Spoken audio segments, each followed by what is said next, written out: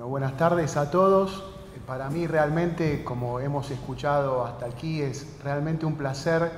poder participar de este panel con tan ilustres colegas, amigos y referentes de alguna manera de las naciones hermanas de América del Sur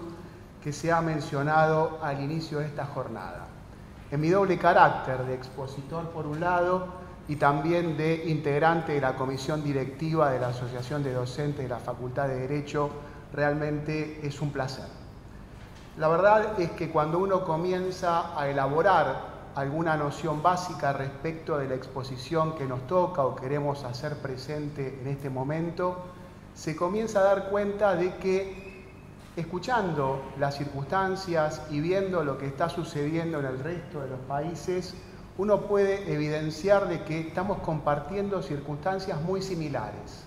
Hemos escuchado hasta aquí comentarios relativos al tema de la buena gobernanza, al tema del control justamente de legalidad de la acción de la administración, al tema también de los derechos de usuarios y consumidores. Y la verdad es que lo que está ocurriendo en la República Hermana de Brasil y lo que está ocurriendo en la República Hermana del Uruguay realmente es similar a lo que estamos viviendo nosotros hoy por hoy los argentinos. La verdad es que en ese marco nosotros estamos avanzando en materia de procesos colectivos y de acciones colectivas conforme lo establece nuestra nueva Constitución reformada de 1994, básicamente en los artículos 42 y 43 de la misma Constitución, en el sentido que incorporan este derecho de la defensa del consumidor, este derecho, esta noción básica de la defensa del usuario, sobre todo el tema de una cuestión de mucha relevancia como es la legitimación activa de las sociedades o asociaciones de consumidores frente a ciertas situaciones en donde se necesita regular de alguna manera el derecho de ellas frente al accionar de la administración. Y mencionaba también el artículo 43 en tanto y en cuanto realmente evidencia estas cuestiones de la propia Constitución Nacional y crea estas cuestiones de legitimación. Ahora bien, el punto acá, tal vez concretamente a esbozar, es que nosotros estamos en una etapa preliminar de lo que es la creación del Instituto de la Acción Colectiva. Una acción colectiva tiene una creación pretoriana de la Corte a partir del presidente Alavi en el año 2009 y los siguientes precedentes, básicamente Compadec en el año 2013, Consumidores Financieros en el 2014, un leading case en la materia, bajo mi punto de vista, por todo el factor ordenador que da, que es Municipalidad de Berazategui con Cablevisión del año 2014 también, y posteriormente, en forma más cercana en el tiempo, el precedente CEPIS de la Corte de agosto de 2016. Yo escuchaba las palabras del profesor Moreira de Brasil, del colega Liste de acá de Argentina, y la verdad es que la circunstancia que él evidenciaba, básicamente el referente de Brasil, un poco la escucho y por otra parte me sorprende porque si bien nuestro país podría ser una potencia energética, estos precedentes que yo he citado básicamente en materia de la acción colectiva o del proceso colectivo tienen que ver justamente con recurrir una decisión de la administración en donde de alguna forma se buscaba una readecuación del sistema tarifario de la tarifa de servicios públicos de nuestro país. Con lo cual, la verdad es que esta potencialidad de potencia energética la veo muy en el futuro, la veo muy adelante y la verdad es que creo que tenemos que trabajar por ella denodadamente. La circunstancia que estamos atravesando hoy por hoy es que con estos precedentes de la Corte que he mencionado, la Corte se ha encargado de manifestar y reiterar, básicamente en el precedente, como he mencionado, Municipalidad de Berazategui, con Cablevisión y posteriormente CEPIS, la necesidad de una regulación normativa específica del Instituto de la Acción Colectiva o el proceso colectivo. Ahora bien, ustedes fíjense, y sobre todo los amigos de las Naciones Hermanas, es que estos derechos están consagrados en nuestra Constitución desde el año 94. Y la Corte, en fallos recientes, como digo, 2014 y 2016, está exhortando, como pocas veces se ha visto, al Poder Legislativo, al Congreso de la Nación, a dictar una norma regulatoria consagratoria del procedimiento de este tipo de acción, que evidentemente nos involucra a todos y a toda la ciudadanía en su conjunto, no únicamente a lo que se trata el grupo determinado, ¿no? El grupo legitimado o el frente activo de la acción colectiva, sino básicamente a todos los ciudadanos de la República Argentina. Y lamentablemente, a todo este tiempo vista, seguimos pendientes de que el Poder Legislativo, con anteriores gestiones de gobierno y con estas gestiones de gobierno, todavía no logra determinar en el debate que nos merecemos y, como lo ha solicitado la Corte, la ley necesaria para regular estos institutos. Ahora bien, el problema que me parece importante señalar acá, parece que cada uno de nosotros cuando nos exponemos frente a ciertas circunstancias o inconvenientes y planteamos acá cómo se podrían resolver. Bueno, la verdad, señores, estimados colegas, amigos, tengo pocas nociones de cómo resolverlo. La primera cuestión concreta para resolverlos, entiendo, es darse cuenta que tenemos un problema. Y el problema ya fue advertido por la Corte y por otra parte me parece que tenemos que ir a buscar, justamente a modo de resolución de este conflicto, la normativa que imperó en primera instancia por la Corte Suprema, que advirtiendo estos inconvenientes, se vio en la obligación de prácticamente legislar en la materia. Es decir, frente a la ausencia de la norma viva dictada por el Congreso Nacional, la Corte tuvo que regular de alguna forma transicionalmente por una ventana de tiempo abierta en el año 2014 hasta la actualidad y decir, bueno, mientras no exista una regulación normativa respecto del particular, va a estar vigente lo que yo digo. Ahora esta cuestión para nosotros como operadores jurídicos realmente debe llamarnos a la reflexión, porque en definitiva cuando uno entra a la Facultad de Derecho, a esta casa, en esta casa que sentimos realmente parte de nuestra vida, lo primero que nos enseñan es la división de poderes y justamente que el Poder Judicial no está llamado a legislar. Ahora, fíjense ustedes la situación de escándalo jurídico o de afectación del debido derecho de defensa en juicio para que una Corte o un tribunal superior, como es la Corte Suprema de Justicia de la Nación, se haya visto en la obligación de dictar una norma regulatoria en ausencia, después de haberla requerido en varias oportunidades al Poder Legislativo. La verdad es que lo que sucedió en el marco de los conflictos generados por el tema tarifario de servicios públicos, donde nuestro país en los últimos años ha tenido una situación realmente muy significativa en materia económica, porque han aumentado de una forma exponencial. A ver, acá no se critica la decisión de la gestión administrativa, acá lo que estamos evidenciando es un inconveniente, primero económico, que transciende lo jurídico y que de alguna forma tiene un impacto social de tal medida, de tal efervescencia en la sociedad que amerita una solución inmediata. Decía entonces, la Corte en el año 2014, con el precedente Municipalidad de Berazategui con Cablevisión, crea el registro de acciones colectivas, en el entendimiento que, para evitar justamente la superposición de acciones colectivas que se habían diseminado por todo el territorio nacional, buscando de alguna manera regular, controlar o limitar el aumento del cuadro tarifario de nuestros servicios públicos, básicamente lo que se litigó fue la tarifa de gas, tuvo que proceder a ese tipo de toma de decisión. Crea el registro de acciones colectivas y posteriormente, en el marco de otro expediente, lo que es CEPIS, en el año 2016, como tampoco los jueces y la judicatura habían hecho de alguna forma carne esta resolución y esta reglamentación, reitera un protocolo de procedimiento que se denomina protocolo de actuación en el marco de las acciones colectivas. Ahora, desde este punto de vista, Lo que se estaba buscando y lo que la Corte trató de zanjar era que teníamos en todo el territorio nacional, y por esta cuestión de la constitucionalidad o el control difuso que tiene nuestro país, nuestra conformación federal, era que se habían dictado medidas cautelares en el marco de distintos procesos colectivos que en definitiva terminaban siendo contradictorias las unas con las otras, o limitantes de los derechos, tanto sea de la asociación que estaba reclamando como también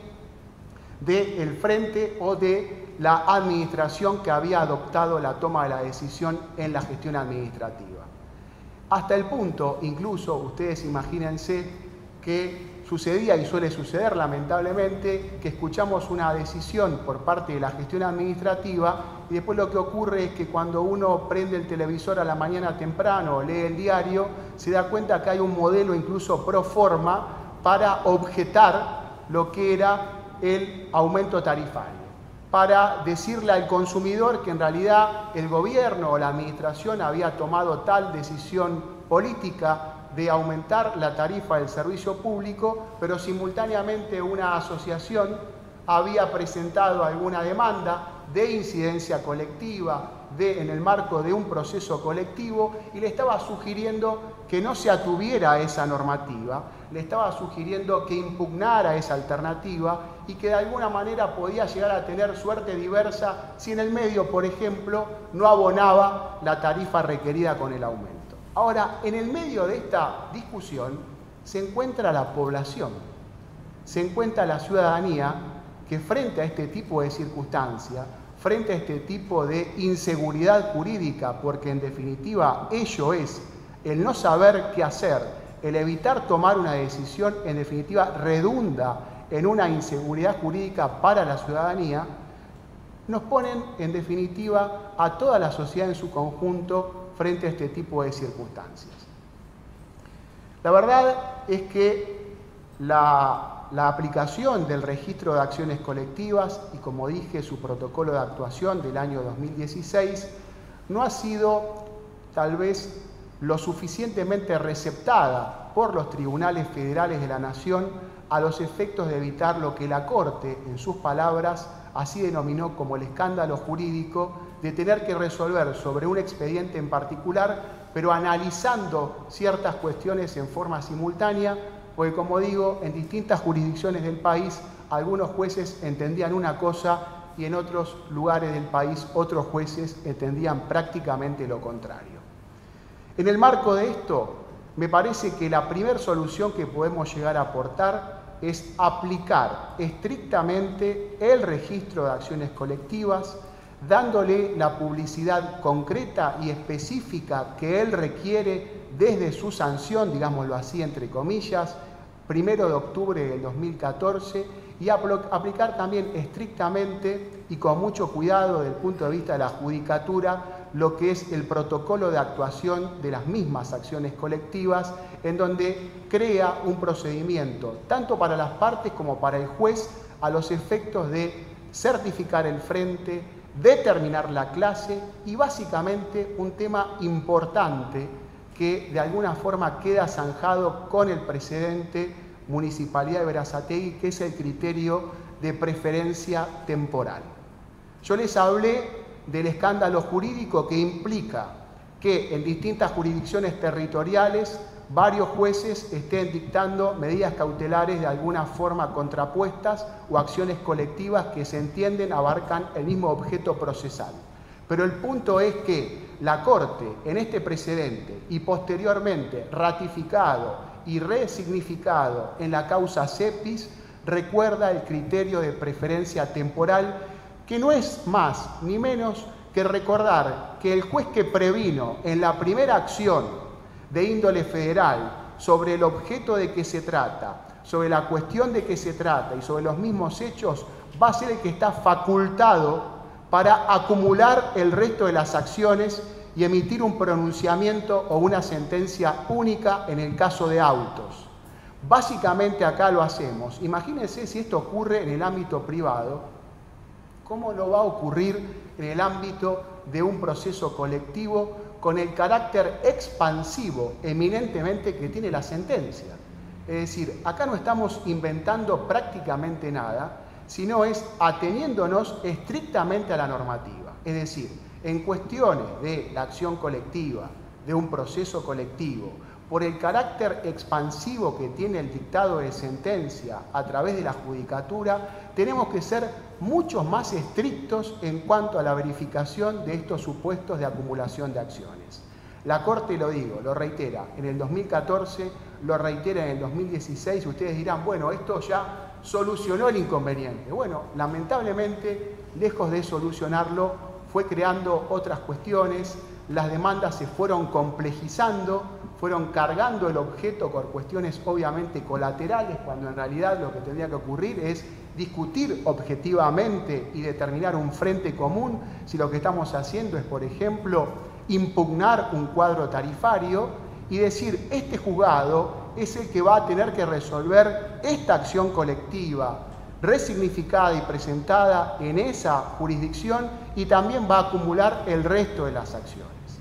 De esta forma le estamos brindando seguridad jurídica no únicamente a las partes, a la asociación y al Estado tal vez demandado en la mayoría de los casos, sino básicamente a la sociedad a la cual están destinadas estas resoluciones y básicamente recordar también sociedad a la cual está destinada la sentencia por el alcance colectivo que tiene la misma.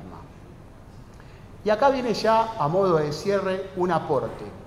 Si parece que la figura del registro de acciones colectivas y el protocolo de actuación no alcanzara, me parece como operadores jurídicos sano el hecho de poder también incorporar y registrar en este registro el dictado de medidas cautelares. Es decir, no únicamente registrar la acción colectiva, sino también dictar la medida cautelar dictada en el marco de ella, a los efectos de tener un doble estándar y cuando el juez de la causa reciba un expediente que pretende tener alcance colectivo, alcance expansivo para todos los ciudadanos de la República, cuando le haga la consulta al registro pueda verificar dos cosas. Primero, que hay un frente común previamente abierto, criterio de preferencia temporal, como lo dijo la Corte.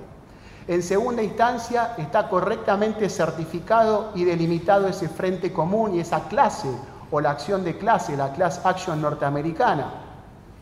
traída acá, recuerden, por el presidente Alavi en el año 2009, y también puede ver rápidamente si hay alguna medida cautelar inscripta en el registro. Esto todavía está pendiente y seguramente mi exhortación y mi punto de vista es que esto tiene que ser analizado por el legislador cuando le toque debatir en el marco del Congreso Nacional esta ley pendiente, que es la ley que ha requerido la Corte y que gracias a Dios durante este año 2018 debo de mencionar que ya por lo menos existen dos proyectos de ley en la materia, uno del diputado Tonelli y otro del diputado Ramón de la provincia de Corrientes, que están tratando de lograr una cierta discusión, un cierto estado parlamentario para un debate que los argentinos todavía tenemos pendiente. Así que esta es la cuestión. Y el otro punto que me parece importante señalar es que si estamos hablando de la medida cautelar y una norma que todavía se encuentra pendiente de debate en el Congreso, perfectamente podríamos aportar alguna noción específica o un instituto específico en el marco de nuestra ley de medidas cautelares, la 26.854, que prevea, por ejemplo, en oportunidad de contestar el artículo 4 de la citada ley, que el Estado tenga la obligación como demandado también de informarle al juez de la causa la cuestión y también de informarle si haya sido anoticiado previamente de alguna medida cautelar dictada en ocasión de ese proceso colectivo en el cual al juez le toca intervenir. Bueno, ya cierro, han sido muy amables, gracias, y la verdad reitero, más que crear una jornada o estar en presencia de esta jornada, hubiera sido interesante lograr una gran mesa redonda para generar el debate entre las naciones hermanas. Gracias, buenas tardes.